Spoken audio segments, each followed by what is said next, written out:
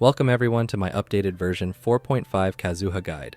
With Kazuha getting a rerun, it's about time to make a new guide, including new weapons and teams with some new characters.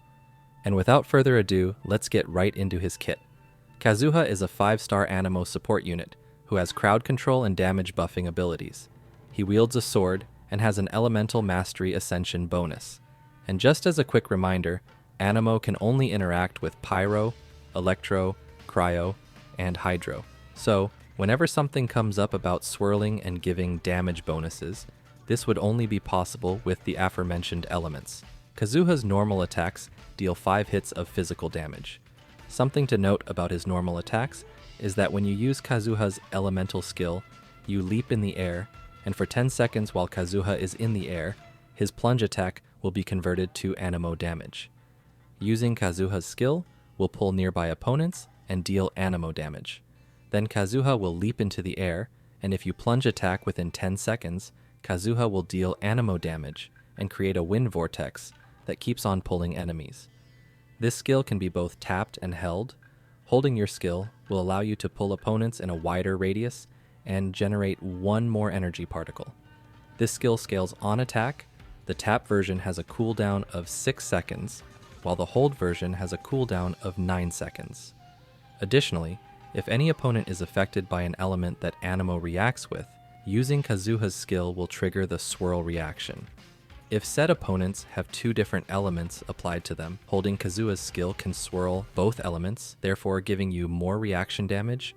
Kazuha's burst creates a field that deals AoE Anemo damage. If this burst comes into contact with either hydro, pyro, cryo, or electro, it will absorb said element and deal additional damage of the element type. Kazuha's burst scales on attack, has an energy cost of 60, a duration of 8 seconds, and a cooldown of 15 seconds. This is also Kazuha's biggest source of damage. Moving on to passives. Kazuha's first Ascension passive allows his elemental skill to absorb either hydro, pyro, cryo, or electro, and when you use his plunge attack, it will deal additional damage based on the type of element and scales on 200% of attack. His second Ascension passive is where Kazuha's elemental damage buffing abilities come from. If Kazuha triggers a swirl reaction with either hydro, pyro, cryo, or electro, he will grant all party members 0.04% damage bonus for that swirled element. The damage bonus increases with each point of elemental mastery. While 0.04% seems like a small amount, if for example your Kazuha has 900 elemental mastery, you can gain a huge 36% damage bonus just from this passive. This is also where swirling 2 elements comes into play. If you hold Kazuha's skill and swirl 2 different elements, you can gain the damage bonus for each swirled element. You can also confirm this from the elemental damage bonus in your stat page. And lastly, Kazuha has a utility passive that decreases the stamina cost of sprinting by 20%. Before going over playstyles, I want to first give a brief overview of the Swirl reaction. Swirl is a transformative reaction that triggers when Anemo comes into contact with either hydro, pyro, cryo, or electro. Only these elements can be swirled, so Geo and Dendro characters can't gain the damage amps Kazuha and the Viridescent Venerer set provide. The same also goes for Anemo units themselves, as you can't swirl Anemo with Anemo. When Anemo comes into contact with these elements, the swirl reaction triggers and deals additional damage of that element, and also applies it onto enemies. For example, you can use something like Kazuha's burst to apply pyro and trigger vaporize with your hydro characters. This is a transformative reaction that scales on character level and elemental mastery. So, if your Anemo character is going to be triggering a lot of swirls, like Kazuha, you would ideally want to have them at high level and elemental mastery. Swirl also triggers the Viridescent Venerer artifact set. This set's 4-piece bonus will increase swirl damage by 60%, and if you trigger swirl on an enemy with another element applied to them, the enemy's resistance to that element will be reduced by 40% for 10 seconds. Resistance reduction is a big damage increase for most characters. The same also goes if you're able to swirl multiple elements. This set's resistance reduction will trigger for the swirled elements. Additionally, some Anemo characters have an element absorption priority. Kazuha prioritizes pyro over any other elements. For example, if an enemy already has pyro on them, and you applied hydro, Kazuha's burst will absorb pyro over hydro.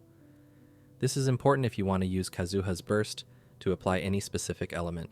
The absorption priority for Kazuha goes from pyro, hydro, electro, and lastly cryo. With that out of the way, Kazuha is one of the strongest support units in the game. His skill provides crowd control, which can be very valuable if you're fighting multiple opponents. Being an Anemo unit, he can also use the Viridescent Venerer artifact set, and through his passive grant elemental damage bonus, giving him a lot of damage increasing capabilities. As an Anemo support, Kazuha can be placed into many different teams, as long as you can swirl the elements of your other party members.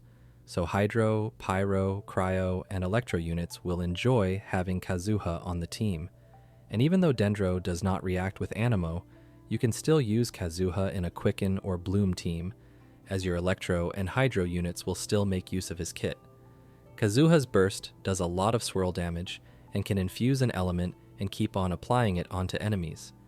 This enables your team to keep on applying any element to keep the reactions going. Kazuha's crowd control, although not as strong as Venti's, is really nice to have in places like the Abyss, where you can have multiple enemies scattered around. Having Kazuha's crowd control in his elemental skill allows for quick and easy grouping. With that said though, you don't have to just play him as an Anemo support, you can also play him as a sub DPS with other Anemo damage dealers, where you would build him for attack and crit. Overall, a really versatile unit who can be placed into many teams while having nice damage buffing power. Even with minimal investment, Kazuha is going to shine. Kazuha is a really valuable unit to have in your account, but it might not always be the best to play him in some teams. With a character like Furina, you might want a healer, and if your healer is also an Anemo unit who can equip the Viridescent Venerer artifact set, then you might want to use them instead for your specific team. But that doesn't take much away from Kazuha's value. He is still an amazing unit to have. But as always, don't feel forced to pull for anyone. When it comes to Kazuha's talent priority, his actual talent level doesn't matter much if you're using him to swirl. The swirl reaction itself scales on character level, so in most cases I would recommend getting his level up first. And as for actual talent priority, you would first want to level up his elemental burst, as that is the majority of his damage, then skill and normal attacks equally. I know I'm saying this with my normal attacks at level 1, but do level his normal attacks as the plunge Kazuha does when you use your skill is considered plunge attack damage, and leveling your normal attacks will contribute to damage. I did not know this myself when I first got Kazuha, so that's why it's at level 1. Before going over artifacts, all calculations in this video were made using the Genshin simulator. Keep in mind that a lot of these sheets will be showing team damage. Since most of the time Kazuha would be used as a support, showcasing team damage would be a better indicator of how much any weapon or artifact set affects your team. It should come as no surprise that Kazuha's best set is going to be the Viridescent Venerer artifact set. This set's 2-piece bonus gives a 15% Anemo damage bonus, and for the 4-piece bonus, as previously mentioned, increases swirl damage by 60%. And if you trigger swirl on an enemy, the enemy's elemental resistance for that element will be decreased by 40% for 10 seconds. Viridescent Venerer is almost 20% better than other sets, and for that reason I would really recommend you farm this set. You can also get this set from the Strong Box. Other elemental mastery sets and team buffing sets like Noblesse can be serviceable, although really not recommended against Viridescent Venerer. Thundering Fury can perform much better if you're playing an electro-charged team, or even a quicken team, but I would still recommend Viridescent Venerer over it. If you're playing Kazuha as an Anemo sub DPS, you can use the emblem of Severed Fate set as it increases elemental burst damage. Moving on to stats, let's first go over energy recharge. Kazuha's burst is a big source of reaction damage and element application, and for that reason you would ideally want to use it whenever possible. Kazuha's energy recharge requirement could be very different depending on your team and whether you have Favonius or not. In most cases, it could range from 160 to even 200% energy recharge. If you're using multiple Anemo units, you can cut down a lot on energy recharge, but in most cases, I would recommend getting above 160% energy recharge to stay comfortable in most teams. As for your main stats, if you're building Kazuha as an Anemo support, you really only need to look for energy recharge and elemental mastery. For your sands, you can use either an Elemental Mastery sands or Energy Recharge if you're really struggling with energy. For your Goblet and Circlet, go for full Elemental Mastery. If you want to play Kazuha as an Anemo sub DPS, you can go for a traditional crit and attack build.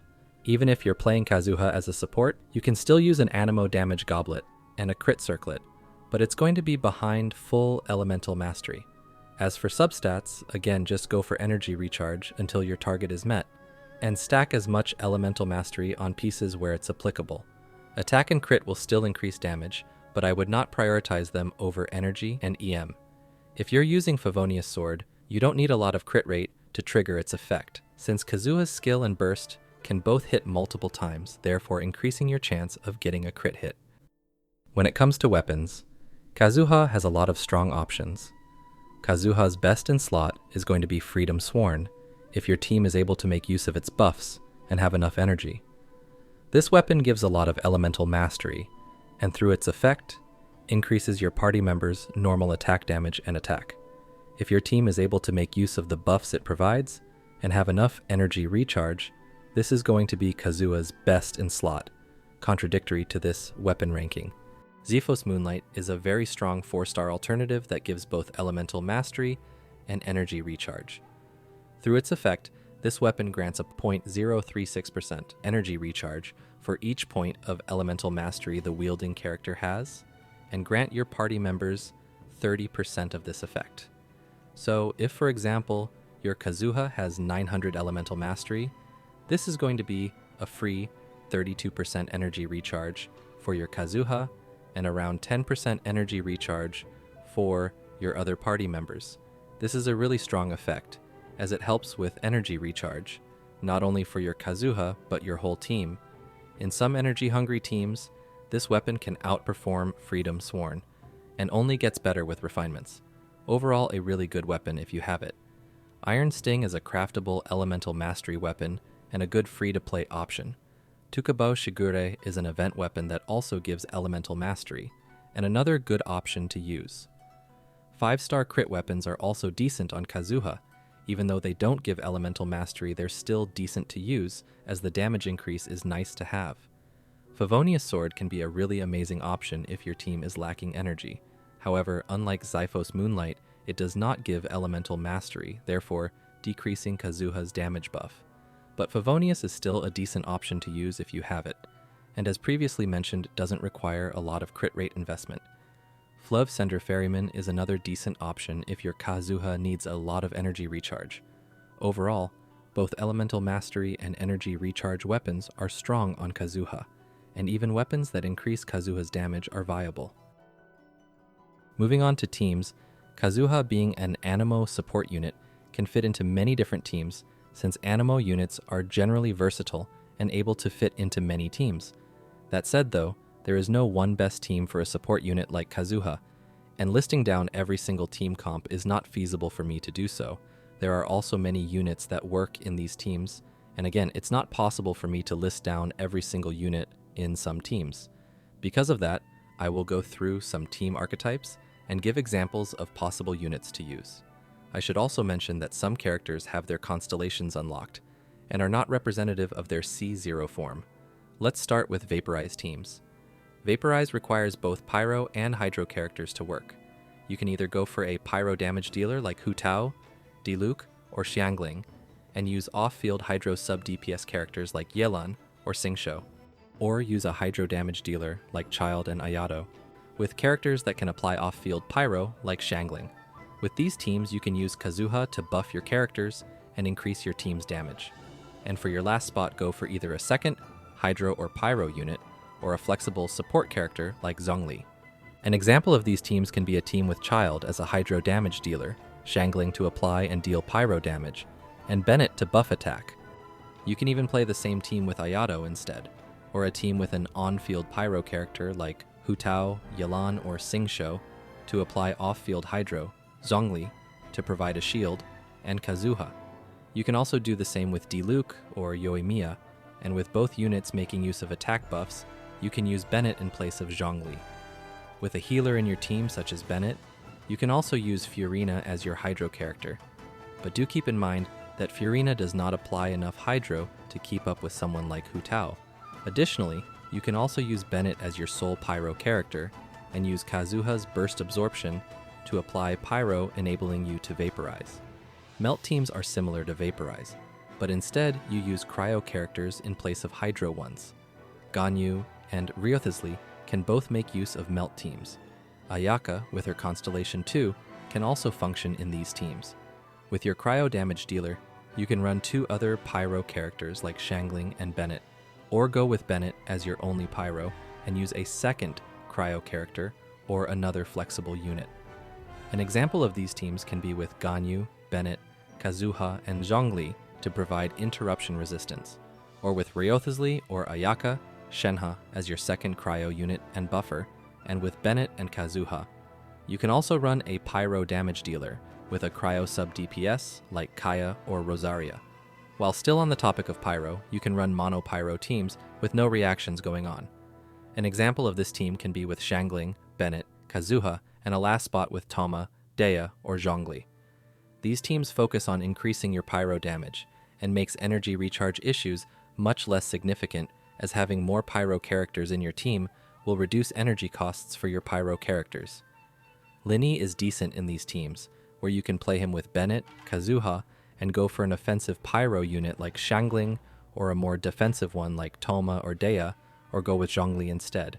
Having a shield to provide interruption resistance is good for a bow character like Li Ni. A lot of strong freeze teams can make use of Kazuha. Freeze requires having both cryo and hydro units to freeze your opponents. In these teams, you can use cryo damage dealers such as Ayaka, Ganyu, or Ryothisli, alongside a second cryo unit to activate the resonance and support your main DPS.